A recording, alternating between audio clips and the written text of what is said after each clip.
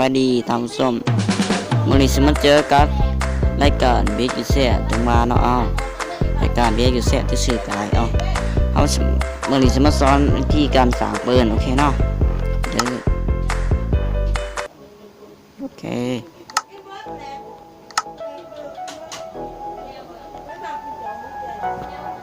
เราจะตั้งชื่อกันเบสลี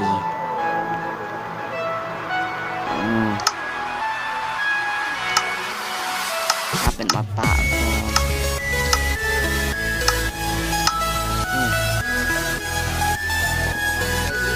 ตั้งชื่อคอร์สตั้งชื่อเซตเนาะมิดดีเข้าไปเลยต้องใส่มันจะแดกหน่อยหนึ่งเลยเราเป็นยังดอกเนาะน้อยใครที่อยากให้สอนแบบโตวังเปล่ากับคอมเมนต์ได้เด้อสำหรับสำหรับคลิปนี้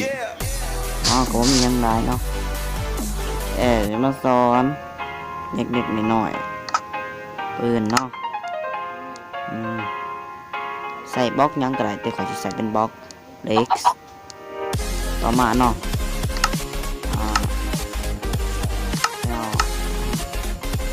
ได้สโตนเนาะ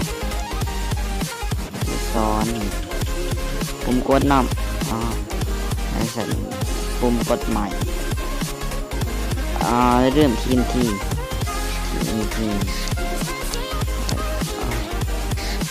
ทางบริการสอนยังเหนื่อยเนาะต่อมาเราก็ต้องการทั้งหนาโอเคจริงแล้วสางคือนี่อยู่บล็อกนี่บล็อกเดสโตนและปุ่มกดเนาะแล้วก็ทีนทีแล้วก็ทั้งหนาเอามาเริ่มกันเลย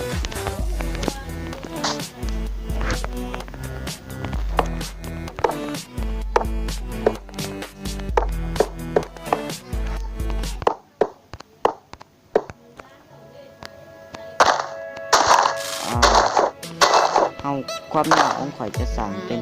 หาบล็อกกว่าแต่ก็อย่างก็ยาวตัวกระน้อยเดี๋ยวนะลืมบอกจานเด้อมีบ็อกซ์น้ำบ็อกซ์น้ำนี่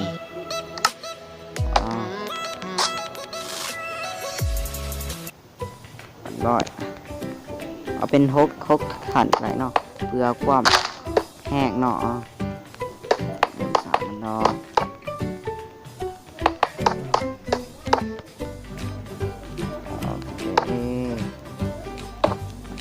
ที่สามจากนั้นก็เอาเลสโตนใส่มันนี่เนาะแต่ว่าบ่อยเงาเกินแล้วตัวนี้เลยต้องป้าใบอันนึงน้ำทางนี้ต้องให้เงาเต็มเลยเพื่อจะเป็นการด้านให้หนุ่มเอ๋เนาะทางนี้เป็นดูกระสุนทางนี้ก็เป็นตัวด้านแห้งคว่ำเอ๋จำนั่นก็เท่คันขาดน้ำนี้ก็มันก็สิแตกน้ำปืนนะน้องเขาต้องเอาหน้าเพื่อป้องกันใส่ดูกระสุน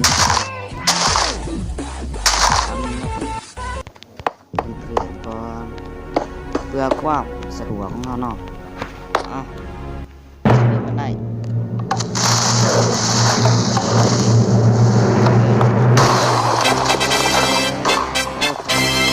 ได้คักเว้ยไม่คนนึงเนาะสำหรับคนที่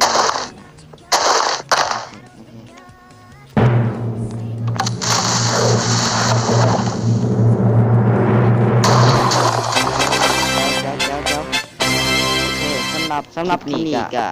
โจทย์แต่เพียงเท่านี้เด้อแต่ยังได้ก็อย่าลืมกดไลค์และมี2คำถามยังก็คอมเมนต์ได้เด้อโอเคสำหรับรายการนี้